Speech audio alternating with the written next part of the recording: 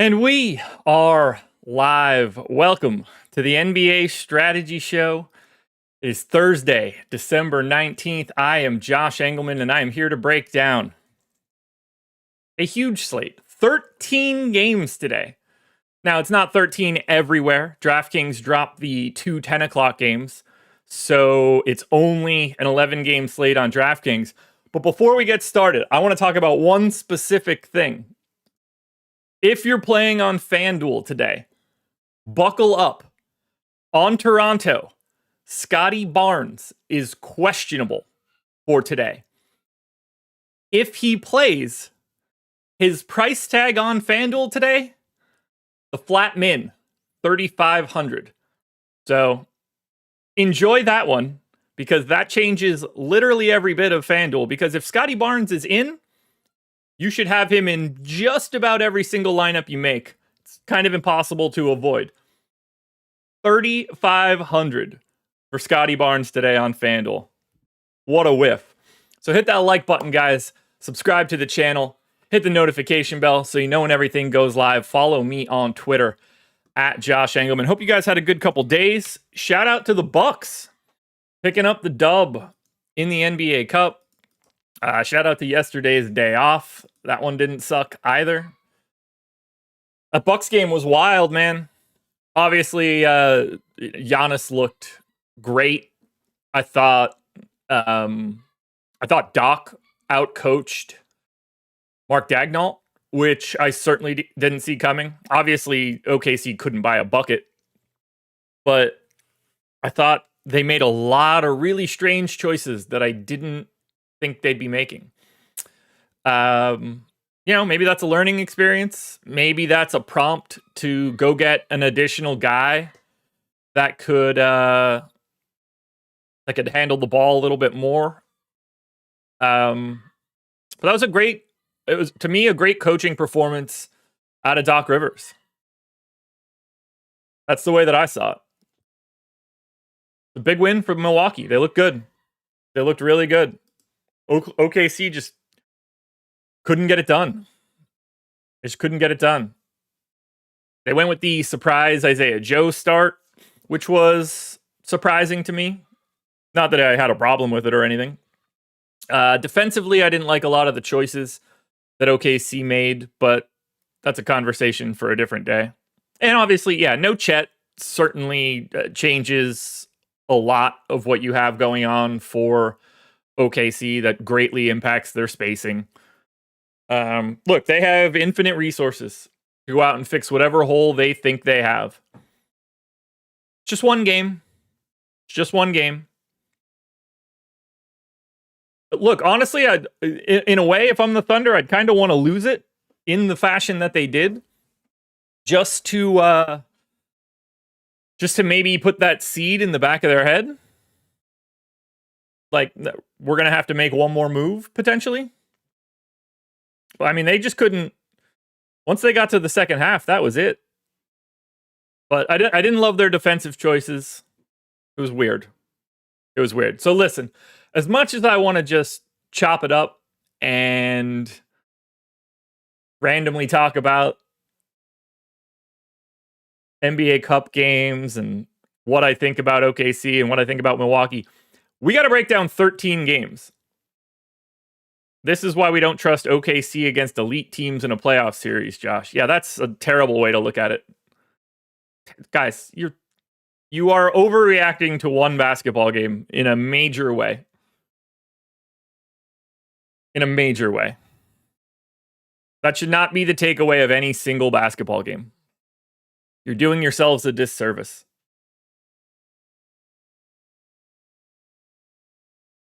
If you're anticipating them going 5 for 32 or whatever from 3 every time they play, then yeah. But, 3 more of those go in and the entire scope of the game is slightly different. So, yeah, I don't... Look, here's the deal. And this is the easiest thing to say. We don't have to go much further than this. Giannis Antetokounmpo is still one of the 5 best players on the planet. And when that's working, they're going to be able to be in games all the time.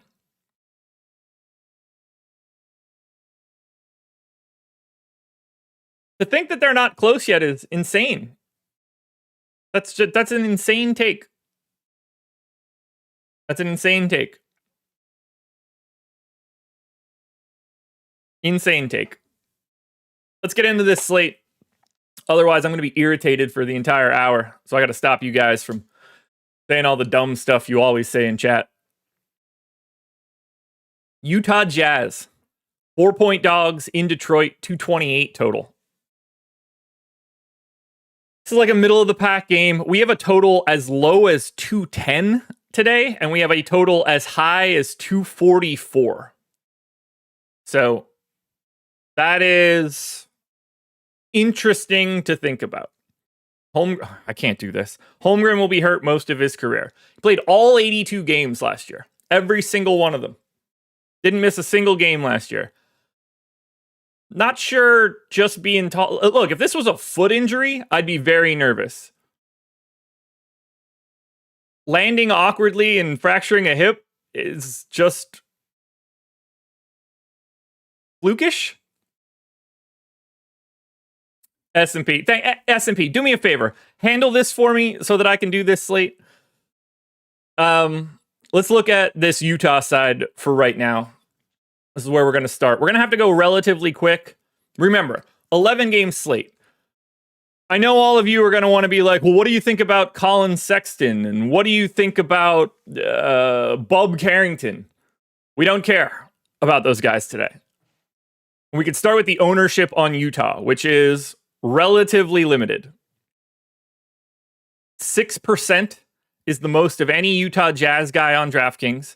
We did get John Collins to 10% on FanDuel. I guess Collins probably looks the best on FanDuel. If we're talking about it from a DraftKings perspective, the most optimal guy I got was Lauri Markkanen. Oh, I got to delete my old lineups. I was like, why do I have exposures?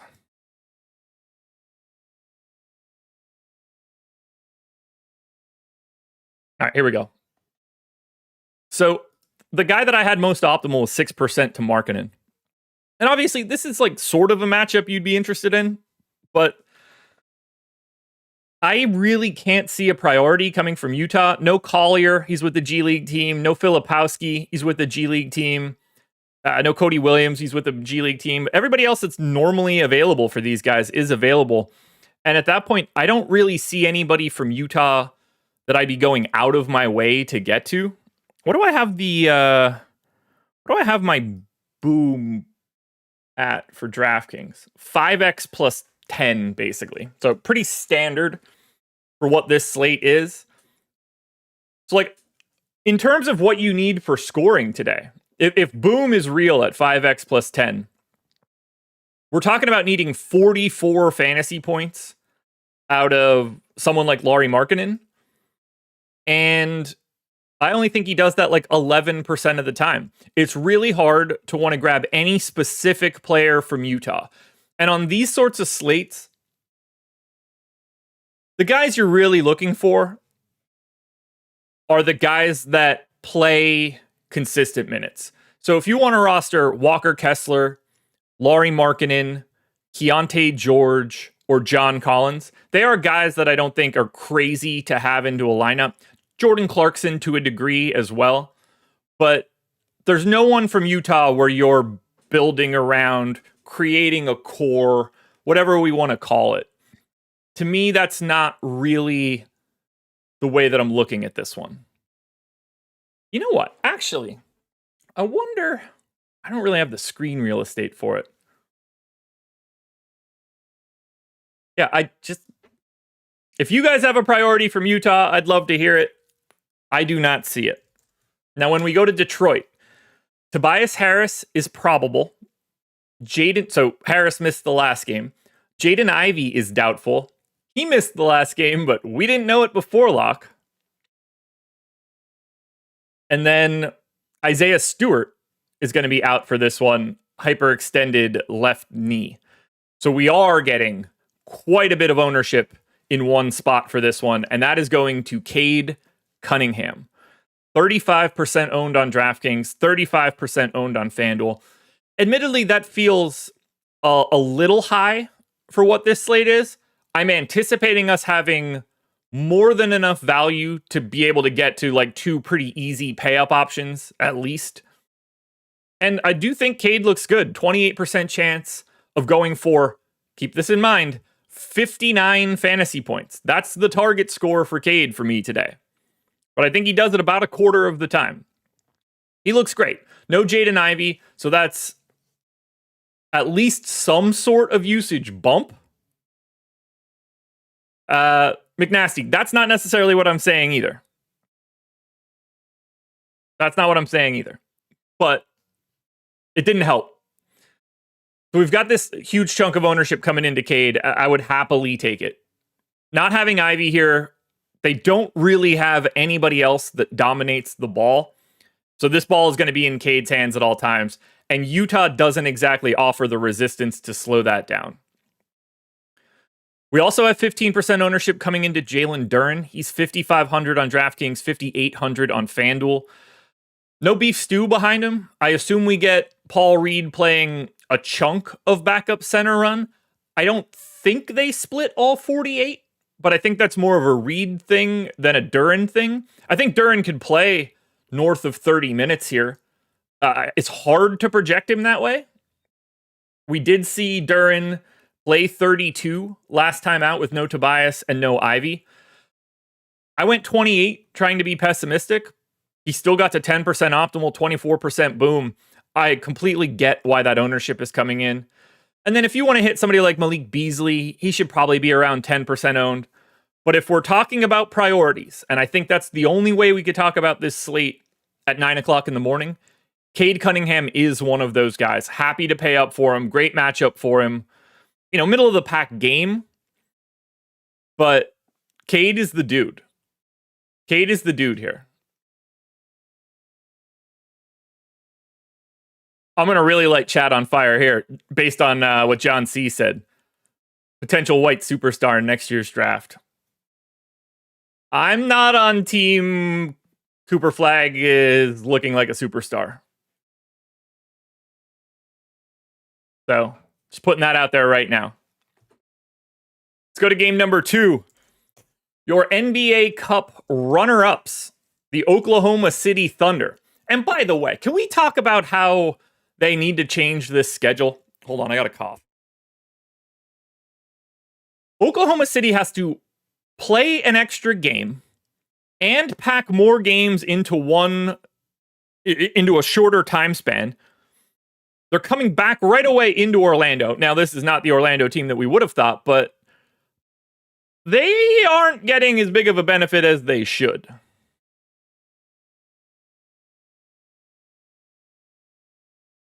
So, we're going to talk OKC.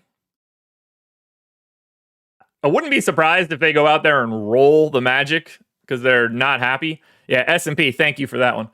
Everybody that's normally available for OKC they are getting 0 ownership. 9% to Isaiah Hartenstein on DraftKings, 7 to Jalen Williams. Everybody else is like 2. Jalen Williams on FanDuel at 6 is the most.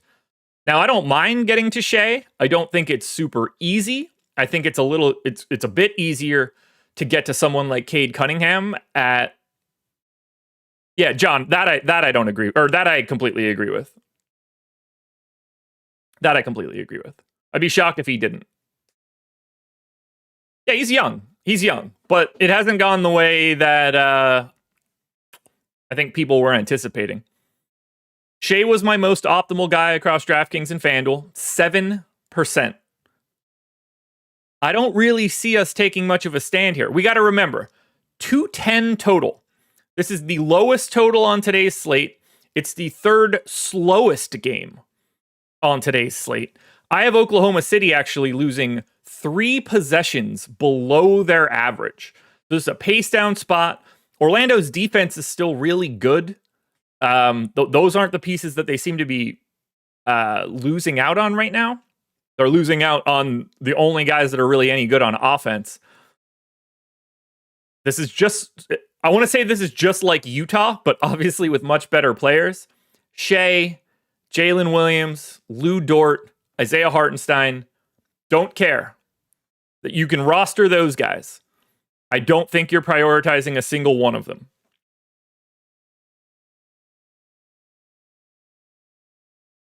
Yeah, the stats from yesterday's game just fall into the not yesterday, the NBA Cup final just fall into the ether. They're not attached to anything. But yeah, it's your main four from OKC, but you're not prioritizing anything. For Orlando, it's basically the same situation. Again, terrible spot. Really good defenses. 8% ownership coming into Wendell Carter Jr., 11% ownership coming into Anthony Black on FanDuel. They're the only two guys, 8 or higher. I think KCP at 4,200 on DraftKings looks like the most interesting Orlando dude. Clearly, you could roster someone like Jalen Suggs. He's taking literally every shot that he possibly can take. But they have their 3 center men. Maybe we get the 30-minute Tristan da Silva game again where everything drops.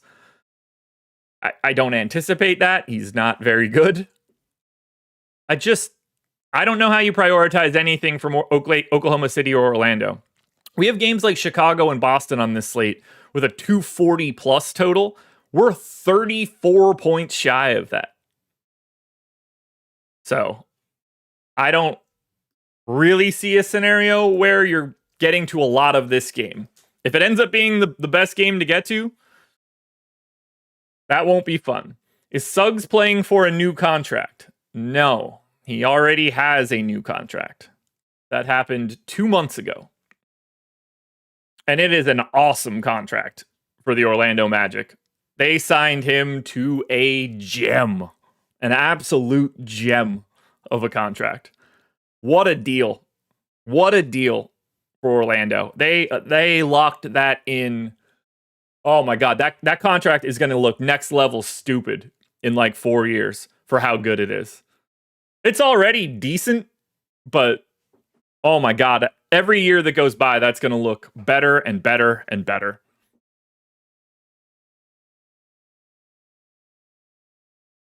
There's going to come a time where in like 2 years, it's going to probably be like the best contract that exists in the league of anybody that's on like a standard extension.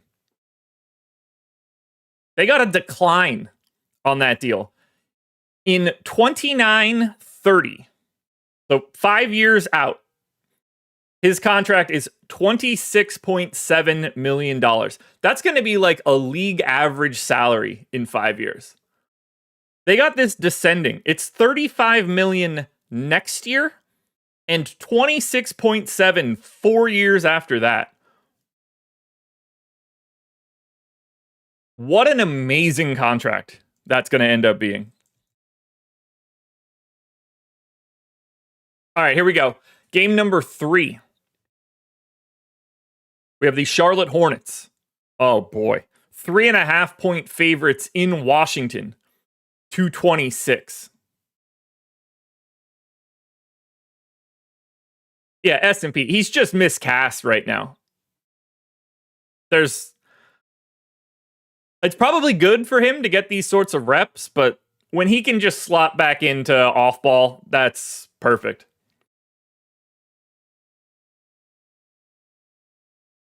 So, as we look at Charlotte, there's only one place that we're getting real ownership. Now, Brandon Miller is questionable for this game. Everybody else, Trey Mann's still out, but LaMelo back. So there's no ownership coming into these guys on DraftKings. We got 8% to Miles Bridges. Seems fine. If you want to get to LaMelo at 9,900 as like a Cade Cunningham pivot against Washington, yeah, you can sign me up for that. But we need to talk about one specific thing here, because FanDuel's asleep at the wheel once again. Brandon Miller is $7K on FanDuel and $8,900 on DraftKings. That is a $1,900 price gap. He's 25% owned on FanDuel. That completely makes sense to me. Shooting guard, small forward, $7K. As long as Brandon Miller is in, he's going to be getting a really sizable chunk of ownership. You're probably playing him in cash games. It's the only thing that you could really prioritize from Charlotte. even in this awesome matchup against Washington. Like, LaMelo's a pivot. Brandon Miller at 8,900 on DraftKings is basically unrosterable. I mean, only Ball and Bridges got anything other than 0% ownership on DraftKings. So I like Ball as a pivot to Cade Cunningham in certain lineups. But with the way these guys are right now, I don't know how you get too much more of the Charlotte Hornets. If you're playing on FanDuel, get ready, because mispricing is in the water today.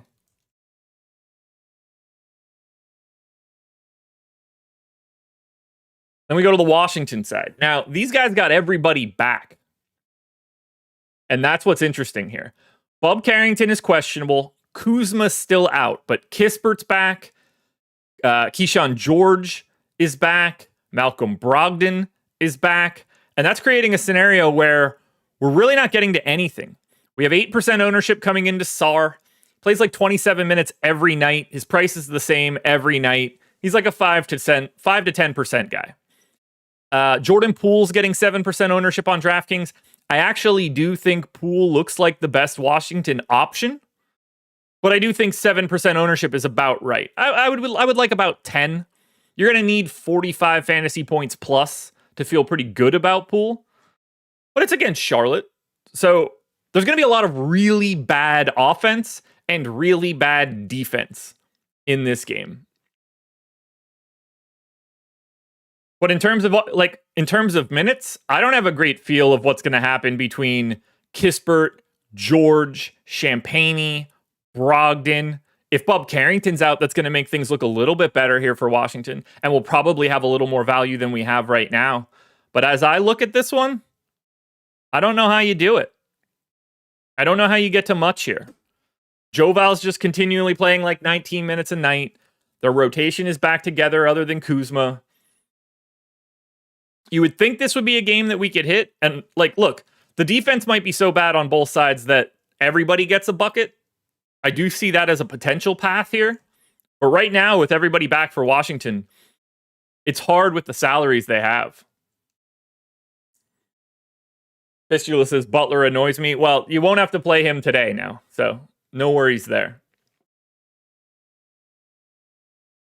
No worries there. All right, hit that like button.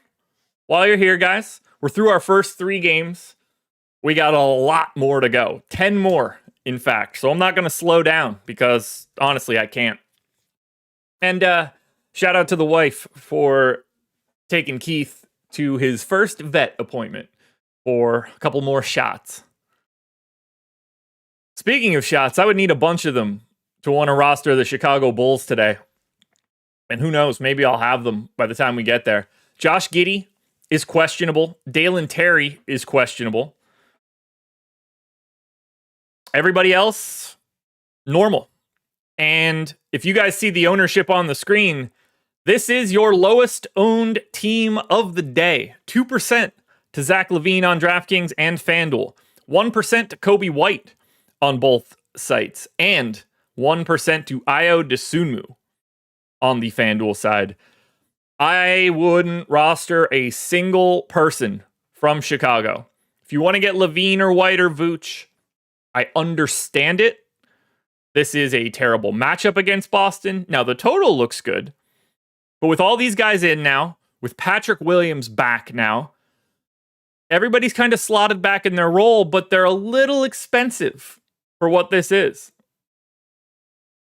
By the way, supercharged KCP is like $30+ million a year guy. So, McNasty, you got to be kidding me with this shit today. If you're rostering Lonzo Ball on an 11-game DraftKings slate, just don't register. Just don't register. He shouldn't even be in the mind.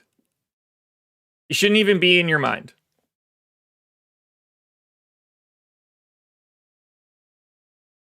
Maybe he could be like a 3% owned dude if Josh Giddey ends up out.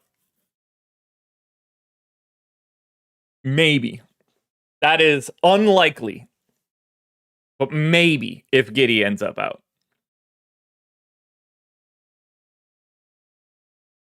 I don't see it. Like, the most optimal I got was Kobe White at 5%. Giddey at 5% on FanDuel. You don't want these guys against Boston. You don't want these guys against Boston. There are many more places that we need to spend time. The Chicago Bulls aren't one of them. Boston is. Now, we have no idea what Boston is actually going to look like today. That's a bit of a problem. Sam Hauser is questionable. Kristaps Porzingis is questionable. The Porzingis news clearly affects the rest of this slate. We have 15% ownership coming into Tatum at 10-1. He's got an MPE. I think Tatum looks pretty good, and the matchup is awesome. We got 10% coming into Derek White. I think that makes sense. Jaylen Brown should certainly be in the 5 to 10% range. Drew Holiday should be in that 5 to 10% range. I don't find Porzingis all that interesting, but clearly has the ability to have a monster day if he plays. But we're just getting in and around 10%, 5 to 10% on all of the main Boston dudes. Now, if Porzingis ends up out, that's going to make Tatum look a little bit better. It'll make Jaylen Brown look a little bit better. It'll probably make Horford look a little bit better. But there aren't any standout options. Like, we talked about the Cade ownership already. Like, Cade looks better than anything else we've seen here. Cade is very clearly the best thing we've seen so far through 7 teams. Through 8 teams now that we're looking at Boston. But I don't have any issue getting to Jason Tatum in this spot, given the MPE. 10-1's not all that problematic of a price tag. He's still projecting for 5.2x his salary. You're going to need 60 out of Tatum. I think he does that 25% plus. That's enough for me. But there's a lot of pay-up options, too. It's not just about Jason Tatum having a really good score. It's about who else does in the pay-up spots. But Tatum is the guy. If you're looking for one guy out of Boston, I don't think you'll be that surprised to hear that it's Jason Tatum. If we get Hauser and Porzingis out, then we're going to get a much better look at Boston in a great matchup against a not all that good defense, against a not all that good team.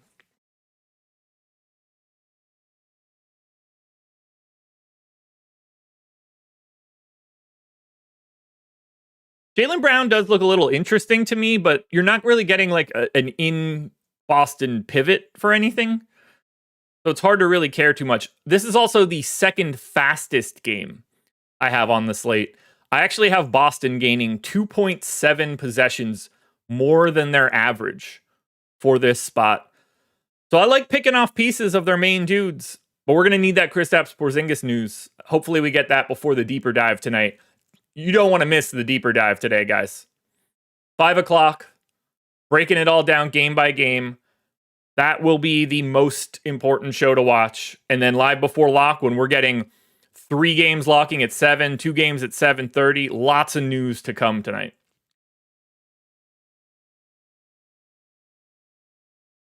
I couldn't imagine showing up in chat and saying, I don't care about the information that is the most accurate public information that exists. I just can't imagine it. Not to mention, let's understand what you're saying. It's not a hot take to be like, X team isn't coming out of whatever conference. They're not expected to. What are their odds of winning the West?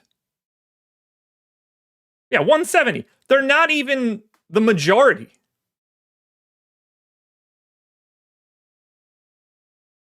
Vegas, this is a lack of understanding of what math is, boss. Vegas doesn't screw you.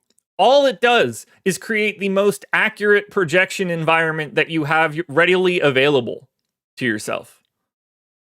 It's not like it's saying that the Thunder are minus 9,000. You're not going out on a limb saying the 40% team isn't going to be the West representative, because 60% of the time it's not them. The lack of understanding of probabilities in a chat that talks about probabilities every day. It's incredible that it doesn't ever resonate.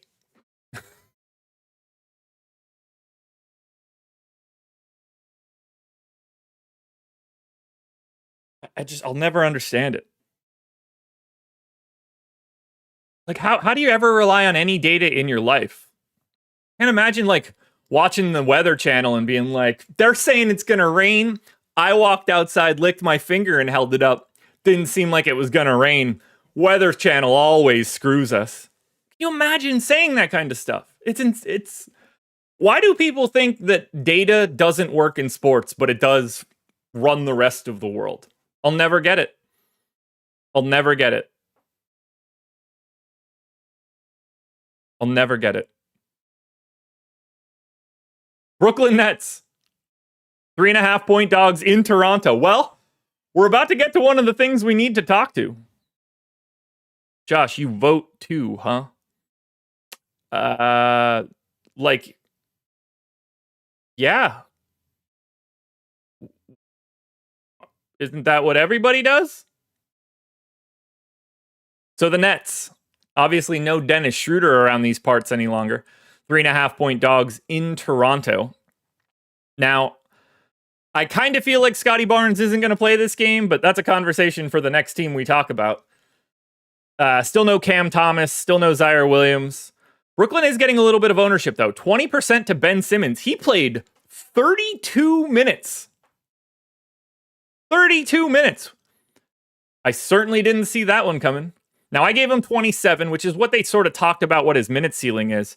He looks all right, but he's point guard only, and that's a little limiting.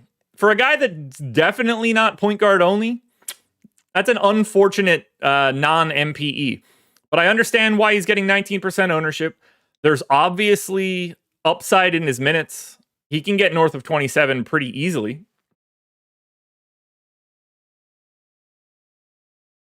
You got Cam Johnson out here just chilling, waiting to be traded. Yeah, boss, I'm going to go ahead and assume that the entire chat does not think that I'm getting cooked. We also have 14% ownership coming into Nick Claxton. So he's 5,500, center only. Honestly, that feels a little lofty from an ownership perspective. I don't really think he looks great. His minutes are everywhere. Like, someday he'll play 31, someday he'll play 22. I have him in for 27. Looks solid. You know, you're shooting for 35 plus. Not sure I love him. Like, every team's got a center that'll look like Nick Claxton today. Every team. NBA fan. That's a good troll, man. Good work. That's a good troll. Sharp value. That's a really good troll. Well, like, we're not really getting much else here. Ben Simmons is getting that ownership on FanDuel as well. Now, that's where he looks a little bit more interesting. Point guard, power forward eligible.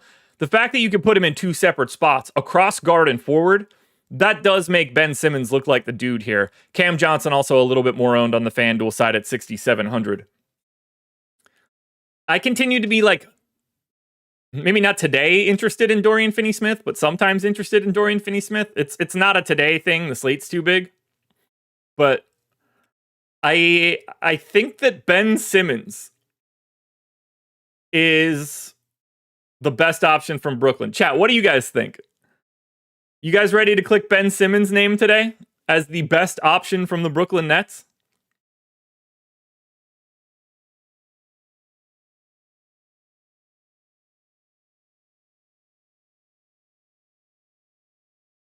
Because I think Ben Simmons is your best option. I mean, if he's just playing more minutes now, at least until he breaks down. We saw the 31 in the first time out after Schroeder. No other person on the Brooklyn Nets broke the 30-minute barrier other than Ben Simmons. which is, if you're going to bring up a Nets piece as value, has to be whatever the hell a Reese Beekman is. Reese Beekman went back in the Schroeder trade.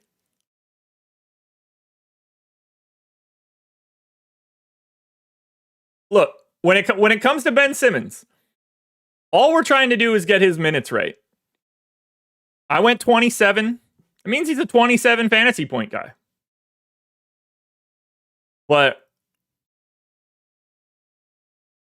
And you only need 37. He doesn't have to play all that well.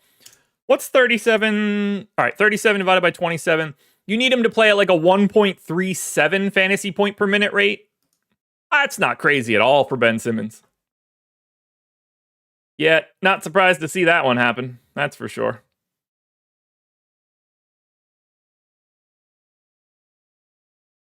Not surprised to see that one happen at all. So guys, keep your eyes on Ben Simmons. Nick Claxton's a little interesting. Cam Johnson probably a hair under-owned. Now we get to Toronto. Guys, you ready for Toronto's Scotty Barnes ownership on FanDuel? Because it's 100%.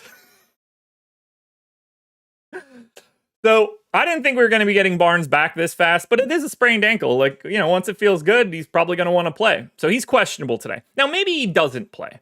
If I'm being honest with you guys, it seems like he's in. But let's just talk about... We're not rostering anybody from Toronto on DraftKings. Scotty Barnes got to 6%. Think about this. He's 9,300 on DraftKings and got 6% ownership. FanDuel fumbled the ball, left him at the flat min. They should never change his price. Never. Never, never, never, never, never. Why would you move that? Because now he's back and he's 3,500, and if he plays today... This is the most mispriced I've ever seen someone be, save for the times where they messed up the price so bad that they left a digit off. I can't remember who it was in baseball that was like 700. No, it was probably like $500 or something on FanDuel. I don't remember who it was. I mean, I know they were pricing Chris Davis like that for a bit, but I mean, Scotty Barnes is like $6,000 underpriced. If Scotty Barnes is active and you're building a lineup on FanDuel, you have to put him in everything that you do. If they even say he's limited, 24 minutes of Scotty Barnes is still the best value play on FanDuel. Yeah, Kike Hernandez, rather. I read it, not like I knew I should say it. The only times that this has ever happened is when they've taken a multi-$1,000 price and turned it into a multi-$100 price. I don't know. I don't see anything else from Toronto, assuming Scotty Barnes is back. If Barnes is out, you'll feel a little bit better clicking on Grady Dick's name or RJ Barrett's name. The real piece that we need to talk about here is that Jakob Poeltl is out. So the expectation is that we would get Bruno Fernando starting. I guess in theory, Kelly Olynyk could start today. No matter which one of them starts, I don't think we're going to be super interested. Olynyk's already 5,500. It's going to take a lot more minutes to make him interesting. And then Bruno Fernando's 4,200 center only. He's still not even getting any ownership. Now, maybe I'm light on the minutes. Maybe we want to give him a couple extra. It sort of depends on if Scotty Barnes is in, too. Because you could obviously go small against Brooklyn. Like, Scotty Barnes can be your 5 in a matchup against the Brooklyn Nets.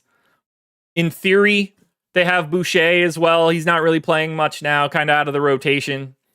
If Scotty Barnes is back, Boucher won't be playing at all. If Scotty Barnes isn't back, then Boucher will probably play about 16 minutes. But the only thing that matters for Toronto today is rostering Scotty Barnes on FanDuel, where he's the flat min. The literal flat min.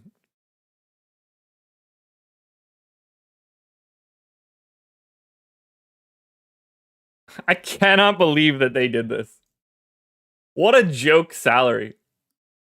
It's so funny, honestly. It really is. It really is. I would guess Mobo is actually. I would guess Mobo starts if Barnes is out. If Barnes is in, then it's going to be Barrett, Barnes, Dick, Akbaji, one of the centers, either Bruno or Olynyk, I would imagine. So make sure you get the 80% optimal Scotty Barnes, 90% chance of hitting 26.5 fantasy points. Yuck. Would they ever correct that if he's in, or it's just lock period? They can't correct that now.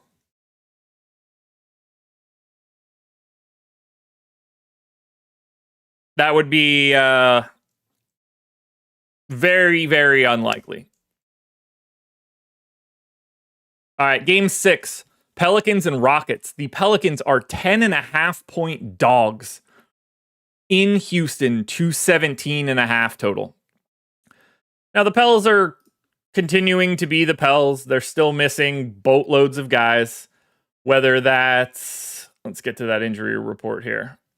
Still no Alvarado, still no Ingram, there's no Daniel Tice, there's no Zion. Jordan Hawkins is questionable for this one. We're not really getting much ownership coming in here. I don't see much for the Pelicans that stands out for me. Yves Missi is getting a little north of 10% ownership on the DraftKings side. Looks fine at 5,500. Just another like Nick Claxton version, I would say. Could swap around whatever you need. The guy that I have as the most optimal is Herb Jones, 5,300. Small forward, power forward eligible. He's 5% owned. I actually have his optimal at 9. You would need like 35 fantasy points or more out of Herb Jones. That seems pretty doable. Now, he's a terrible per minute guy. I got him in at 0.75. You kind of need him to play at like a fantasy point per minute rate. And that would be enough for Herb Jones. I got to sneeze.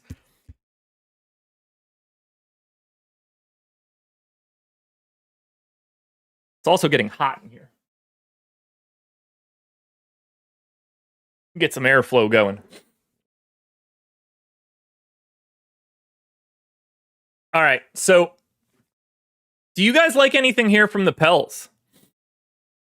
It's a terrible matchup against Houston. That defense is really good. One of the lower pace games on the slate. One of the chunk of games that have a sub 220 total. I don't love it. I don't love much here. It's Murphy, it's Jones, it's Murray, it's McCollum, it's Missi. But they're like 5% guys. Here's the great Brandon Boston on FanDuel. Literally unplayable. Literally unplayable. Guys, there's 13 games on FanDuel. There's no moment we should ever be thinking I should roster Brandon Boston today. Never. Never. You shouldn't. They should remove his name if they could. That's what we have for the Pels. Let's look at Houston. So Steven Adams is questionable. Tari Eason is questionable. Alperen Şengün is questionable. Now we're actually getting some ownership because the Pelicans stink. I'll see you next slate when Nance gets 26 fantasy points for 3,200 dual positionality. Power, that's probably not going to get it done. But we'll look at Atlanta in a bit. So for Houston, a little over 10% ownership to Van Vliet, 15 to Jalen Green, close to 10 on Brooks, 10 to Şengün, 10 to Amin Thompson, 22 to Tari Eason. Now, it's a little bit more limited on FanDuel, which is interesting. Houston's been more of a FanDuel team lately, but now they're a more DraftKings team. Van Vliet got to 17. Jalen Green, Şengün, and Tari Eason all got to around 10. Now, I'm a little surprised to see the ownership coming into Tari Eason. That I don't think that's going to exist all day. Eason played 24 minutes last time, or 2 games ago, 17 this last time out. I put him in for 20. You know, he's averaging 23 on the year. It's not that I don't want to get to Tari Eason at 4,800. Great per minute guy. Does have a little bit of a minutes upside. He should not be getting 22% ownership at this point in the day.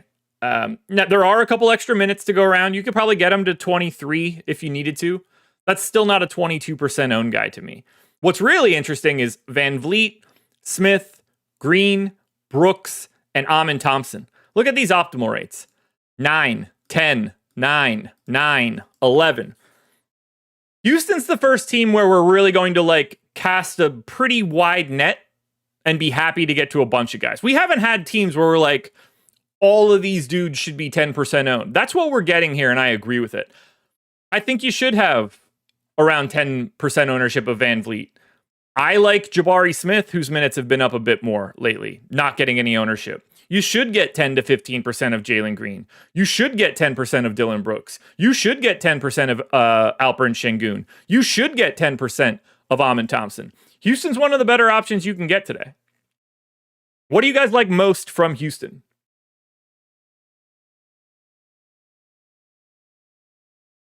This actually says Amin Thompson should start. Who should he start over?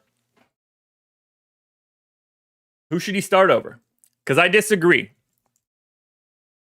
At least for this team. And I like him. I'm not saying it like that. But he shoots 29% from 3 on the season. And he shot 14 last year.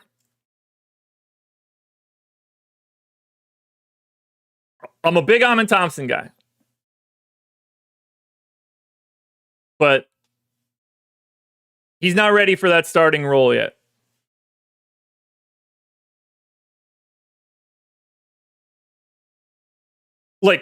Do I think he is capable of starting on teams? Yes, absolutely.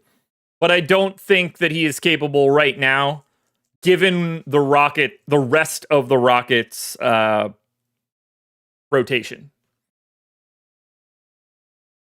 But certainly a goal. Dylan Brooks is shooting 37% from 3 this season. Not really taking many, though.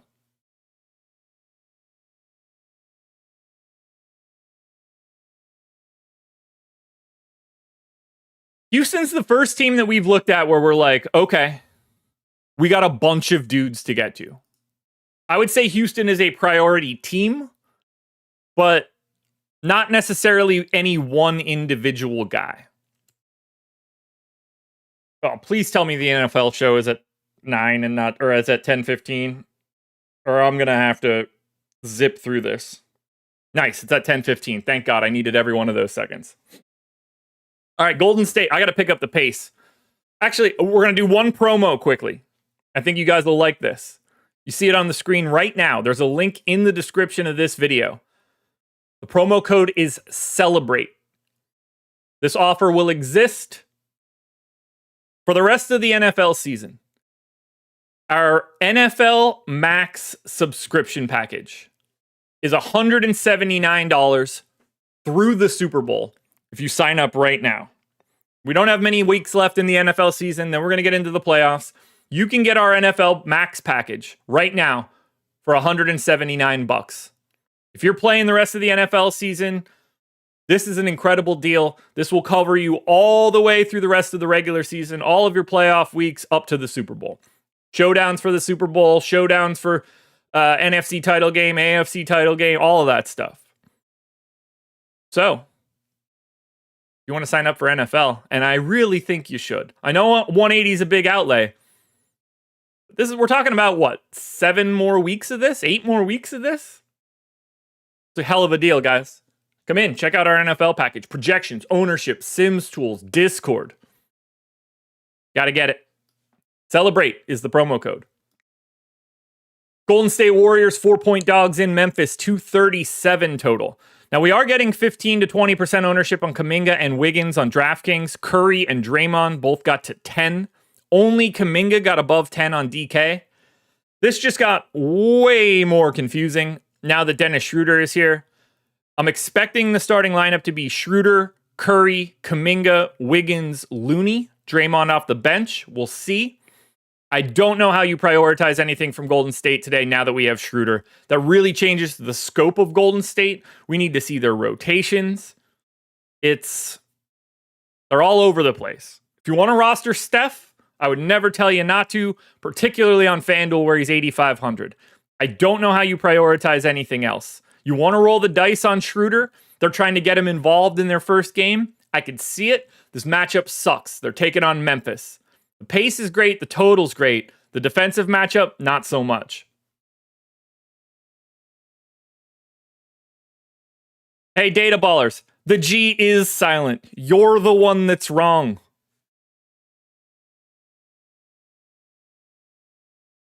So, keep telling yourself that. Keep saying it in chat. I love reading it because everything you say in chat looks preposterously unintelligent, and you're hitting it again.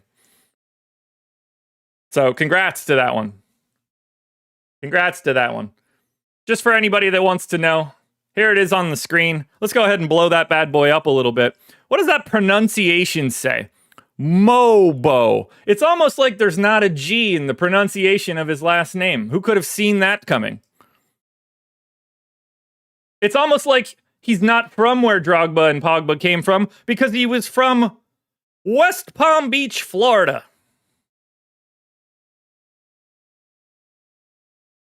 Oh my God. I can't imagine being so confident about being so wrong all the time. All the time. Yes, Basketball Reference got the pronunciations wrong. The one source that everybody goes to for their pronunciations. Yep, nailed it. On the nose.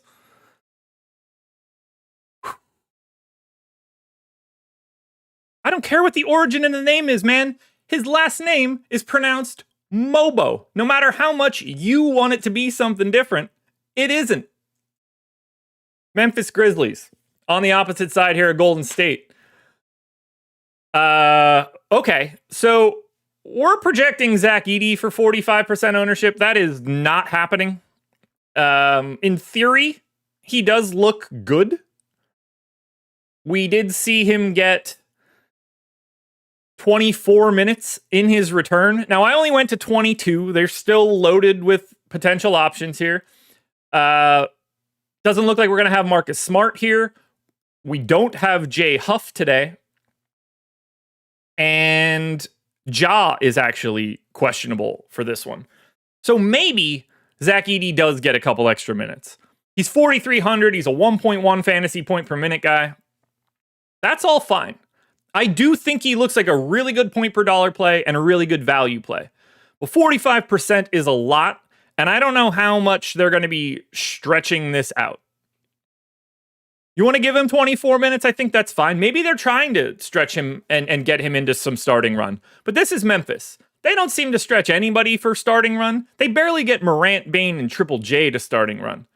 So I like Edey. If he's any crazy ownership,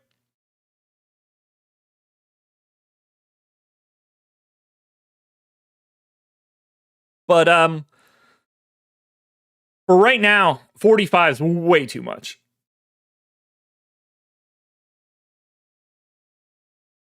Way too much. And after that, like, you want to take a shot on Morant if he's in? Sure. You want to take a shot on Bane or Jackson? Sure. I don't really want anything here other than their big three and Edey is value. And I expect 45 to look like 20 at best by the time we get to lock. We keep it moving. New York Knicks, Minnesota Timberwolves. Knicks are 2.5 point dogs in Minnesota, 214.5 total. This is the slowest paced game, the second lowest total. The most ownership we have to any New York Knick is 4% to Towns. I will not be rostering anybody from the New York Knicks. Hold on, I got to handle something here. Let's see. I'll probably be here for 10 more minutes. Put user in timeout. 10 minutes. Goodbye. I don't want to see you type anymore. Preferably ever again, but definitely for the rest of this show. Adios, dude. I don't know how you get to the Knicks. You got the Randall trade matchup here. But Bridges, Anunoby, Towns, Brunson, sure. Sure. None of them are owned more than 3%. Tough defensive matchup. Slow. I get the appeal of what we get here. And the minutes are certainly here. There are no priorities from the New York Knicks. Now on the Minnesota Timberwolves side. There are less priorities for Minnesota than there are on New York. Now, we did see Ant and Randall get to 6% ownership on FanDuel. Nobody else is higher than that on either site. The most we got on the DraftKings side is 4% to Conley and 4% to Naz Reid. I didn't get anybody more optimal than 7% to Naz Reid. I barely got anybody over 10% boom. Again, you want to roster the guys that play the minutes, the Goberts, the Ants, the Randalls. You want to do the New York side of this one? I get it. But on paper, this is the worst matchup that exists today. Defense, big time for Minnesota. Pace for New York, not really existent.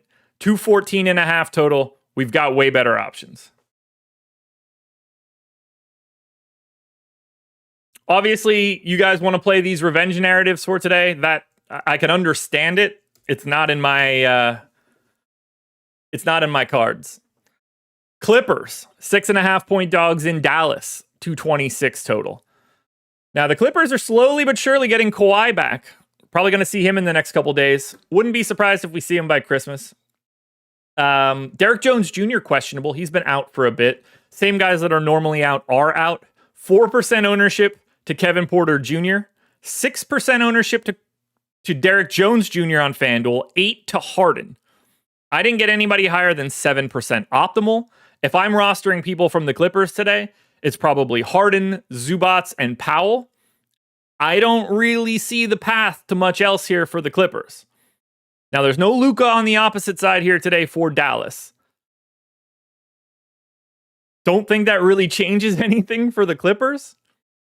It's not like you want to roster Amir Coffey, Derek Jones, Chris Dunn, Batum, Jordan Miller.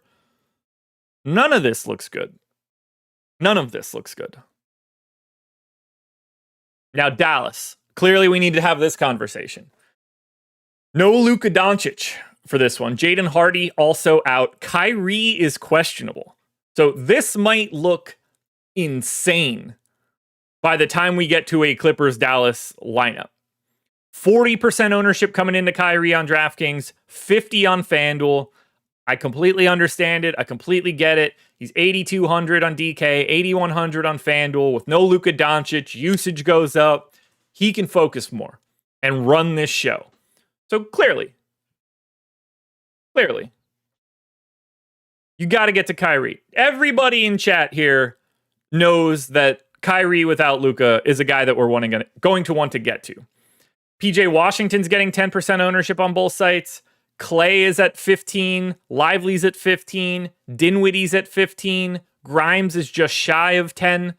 Now, my assumption is that Grimes is starting in Luka's spot here. I definitely think there's more minutes to go around for Dinwiddie or Grimes. Dinwiddie does look like a pretty good value. I'm not surprised to see him 15% owned. There's a lot to like from Dallas, obviously. We're taking off the 30-something% usage guy that averages like 8 boards and 9 assists or whatever his stat line is. They're losing a ton of production. So yeah, Grimes looks a lot better. Clay looks a lot better. Dinwiddie looks a lot better. Lively's playing more minutes now at 5,400. I'm happy to go there. There's a lot to like here from Dallas, and this could get even crazier if Kyrie ends up out, because then we're going to have a lot of Quentin Grimes, a lot of Spencer Dinwiddie. You're probably getting to more PJ Washington at that point. You're feeling a little bit better about a $4,900 Klay Thompson. Somebody else probably steps into a couple extra minutes at that point that we don't see coming, whether that's Najee Marshall or Omax Prosper or Gortman potentially at the flat min. But Kyrie's the priority if he's in and it's not close. But Washington, Grimes, Thompson, Lively, Dinwiddie, these are 10 to 15% dudes. Think of Dallas like we talked about Houston, only Dallas has this Kyrie on a pedestal for today. Maybe. We need that injury news. Game 10. Pacers. Man, I might not get this done. Pacers are basically unowned. Who's in and out? Still no Nesmith. Ben Shepherd questionable. He's been out for a bit. 9% ownership coming into a $4,500 Andrew Nembhard. I think Nembhard is the best option on the Pacers on either site, and I use the term best relatively loosely. 6.5-point dogs in Phoenix, 235 total. Clearly, you can get to Halliburton, who's playing like 35 or 36 minutes a night. Clearly, you can get to Siakam playing similar minutes as well. These guys are 1% owned on DraftKings. So, I don't mind those guys in a GPP, especially against Phoenix. That doesn't bother me at all. But I think Nembhard is the best guy you can get here. But again, how do you prioritize? Like, Miles Turner at 6,700. It's a little bit more expensive than like Nick Claxton. I don't hate that as a pivot. Is Halliburton under-owned at 1%? Yeah. Is he a priority? No, he's not.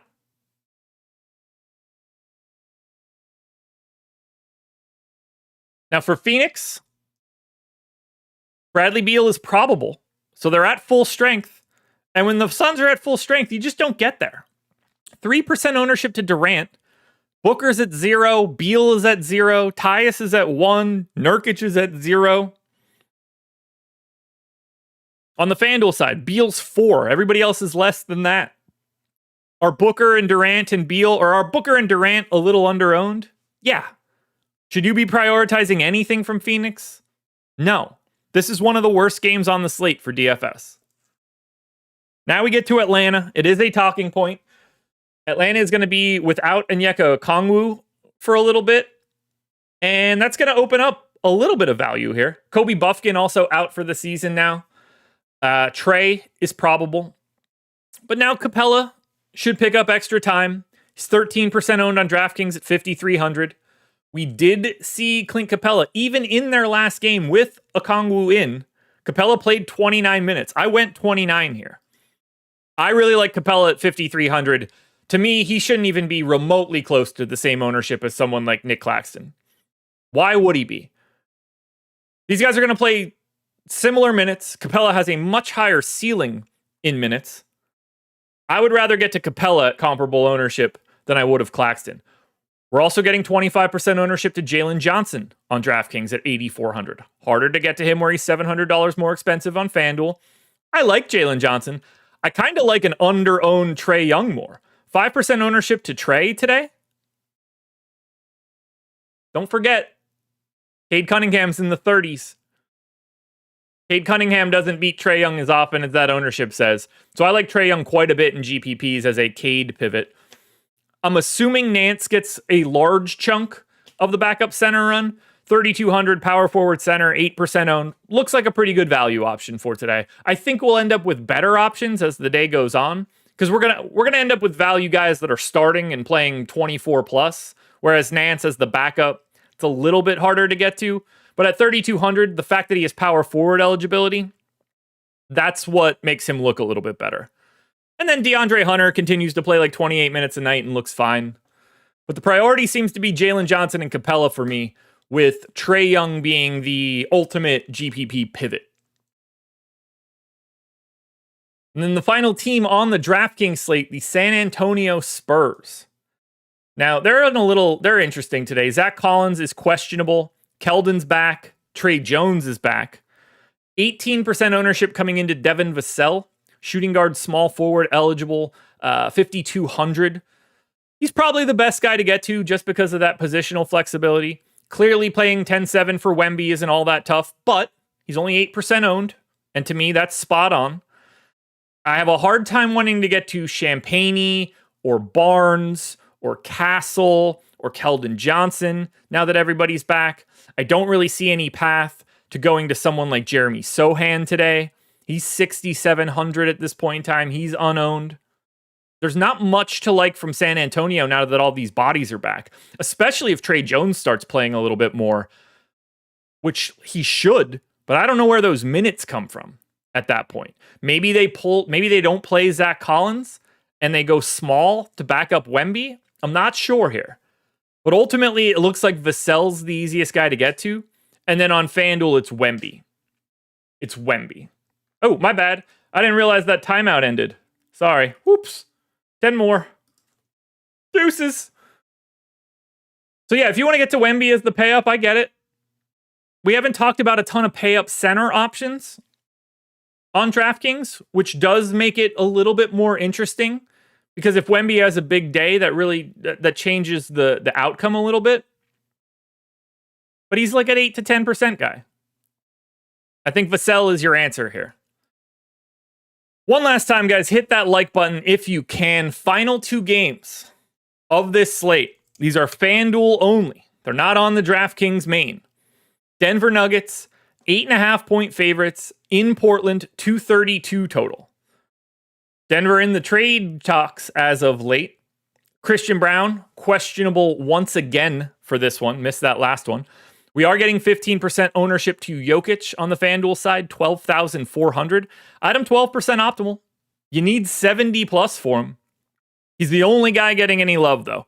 Murray's 3, Porter's 2, Brown's 3, Gordon's 4.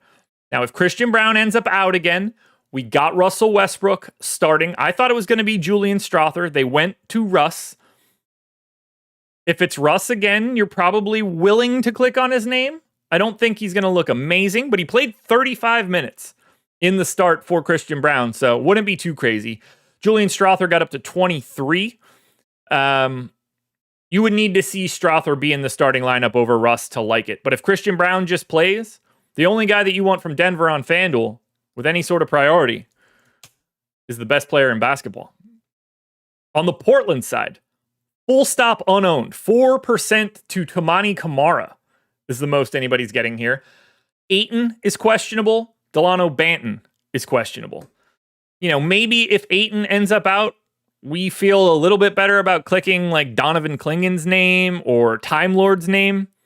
I think we're going to have more than enough value on this 13-game slate that they're not going to pop all that much. But for late swap purposes, they could look like really good sim ROI options. But I don't know how you're going to Grant or Simons or Sharp. They're all like 5% optimal, 2% owned dudes. And they're not exactly in a good spot here against the Denver Nuggets. There's a reason Portland is an 8-point dog at home.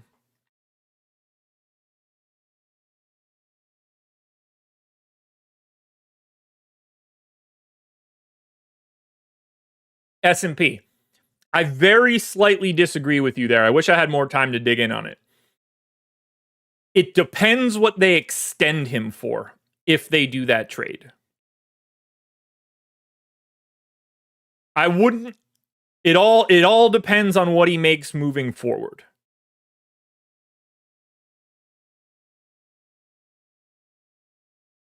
That's the only concern I have there.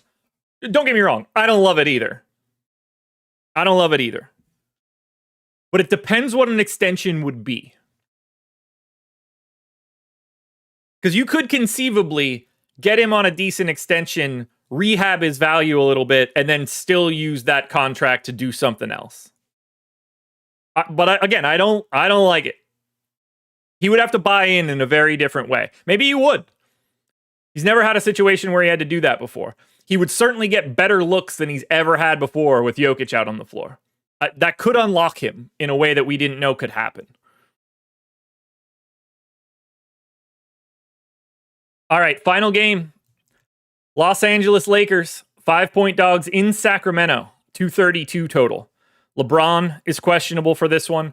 I actually think he looks good on FanDuel. He's 8% owned. I have him 13% optimal. Small forward, power forward eligible, 9,300. Only guys that are really getting any love are the ones that will definitely start. LeBron, AD, Rui, and Reeves.